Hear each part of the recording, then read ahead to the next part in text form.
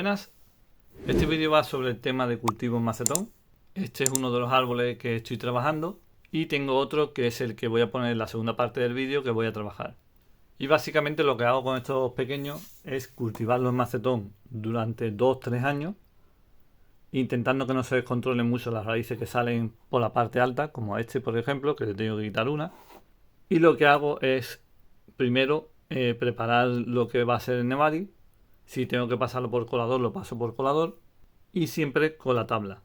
Cuando estoy cultivando tanto en suelo como en macetón, el máximo que lo dejo son 3 años, de 2 a 3 años, porque si no se descontrolan las raíces y todo el trabajo previo que he hecho antes no vale de nada.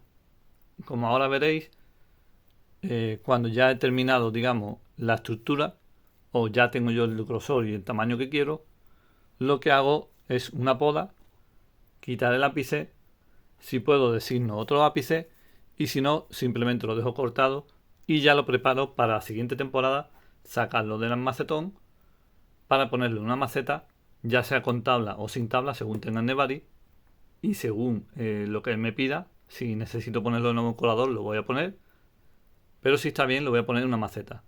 Y a partir de ahí es cuando me dedico a crear las ramas.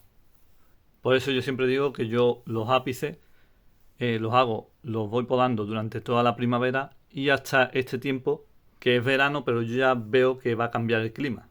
Entonces he dejado que el ápice tire el máximo, digamos que he aprovechado el máximo posible de la temporada, y cuando llega este momento le hago la poda y me garantizo que llega con un labio de cicatrización ya formado y esa herida no está abierta durante los meses de frío. Que ya sabéis que en los meses de frío el árbol no va a cerrar la herida, con lo cual por esa herida pueden entrar cosas, podemos tener problemas. Y además el hacer palmatum en mi clima, con las heladas, él lo que suele hacer es sangrar. Es un mecanismo de defensa que él tiene, que cuando nota que se va a congelar las raíces, él se activa, mueve más la savia y al estar la herida abierta, sangra.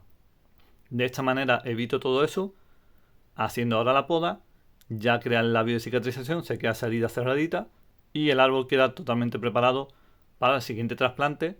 Ya elegir yo el contenedor donde lo voy a poner y empezar a trabajar las ramas.